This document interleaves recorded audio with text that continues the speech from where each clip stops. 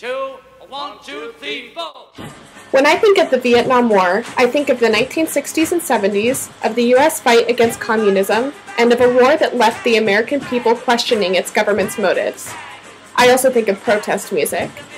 By employing particular lyrical and musical characteristics, Vietnam War protest music helped rally Americans for the anti-war cause at a time when distrust in the United States government and its intentions with Vietnam was escalating. When Vietnam War protest music first began, it was mainly written in the United States between 1962 and 1975, though bands continue to write and perform Vietnam protest music today. Shortly after the 1964 British invasion, the United Kingdom and Canada also featured artists and bands that contributed to the anti-war genre. At its inception, the genre's themes began as a general condemnation of war, but then they evolved into a specific petitions for peace in Southeast Asia. Artists also questioned the U.S. government's need to send troops to that area. Vietnam protest music mainly targeted American war protesters, and it was especially popular with American youth, namely high school and college students.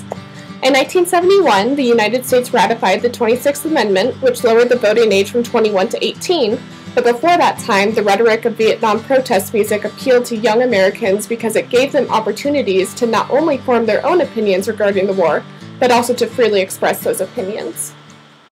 As it turns out, the genre found its start in the music that was already in existence at the time. According to Craig Werner, professor of African American Studies at the University of Wisconsin-Madison, the foundation of the anti-Vietnam War music was in the folk revival.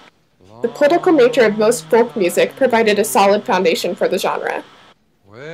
Initially, American folk artists sang tunes of general anti-war beliefs. Their lyrics were often filled with rhetorical questions, such as the words of Bob Dylan's 1963 Blowin' in the Wind. Isn't how many times must the cannonballs fly before they're forever banned? According to Gary and Glynis Hoffman, authors of Adios Drunk and White, a handbook for the new academic essay, rhetorical questions may not always be effective. Listeners have the opportunity to make up their minds and answer the questions before the song is over, so they may not want to finish the song unless they share the artist's views. Isn't how many deaths will it take till he knows that too many people have died? But at the same time, rhetorical questions that were directed toward the American youth allowed them to question the beliefs that were handed to them by their parents. This stylistic device put the responsibility of ending the war in the hands of high school and college students. In the late 60s and early 70s, Vietnam War protest music catered specifically to young audiences and their music tastes.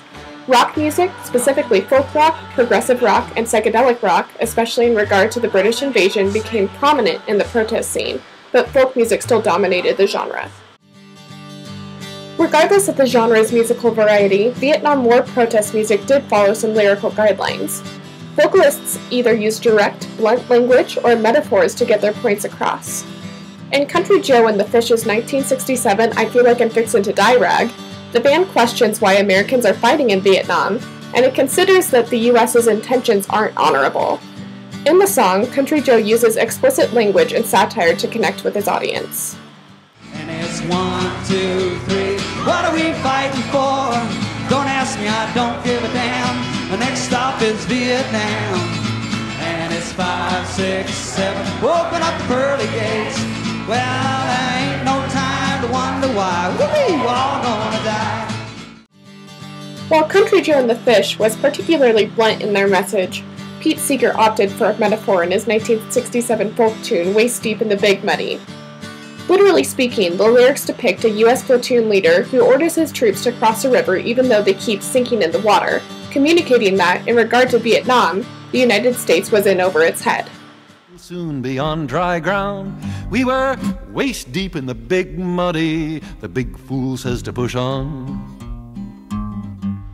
According to Seeger, he intended the platoon leader to symbolize President Johnson, especially as he characterized him as the big fool who said to push on. Perhaps the most effective aspect of Vietnam protest music is that it used other social rights activities to include various demographics. Folk supergroup Crosby, Stills, Nash & Young sang Ohio in response to the 1970 Kent State University shootings, where the Ohio National Guard killed 4 student war protesters and injured 9 others. This spawned nationwide protests that shut down hundreds of colleges and universities. Tin soldiers and Nixon coming, we're finally on our own. This summer I hear the drumming, for dead in Ohio. Black artists also entered the protest music scene with Marvin Gaye's What's Going On, The Supremes' Stone Love, and The Temptations' Ball of Confusion. Although more men than women were included in the genre, women were not entirely excluded from it. Essentially, Vietnam War protest music allowed diverse groups of people to band together for one specific cause: to end the war.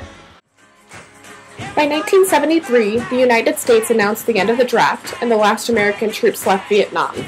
But Vietnam protest music didn't go away once American and Vietnamese ties ended. The genre has continued into the 2000s and has expanded to pop and rap music, appealing to today's youth. Even now, with the war about 40 years in the past, this music remains prominent as it sets the precedent for future youth and musical movements. The US government can take Americans out of Vietnam, but it cannot take Vietnam out of our continued use of protest music.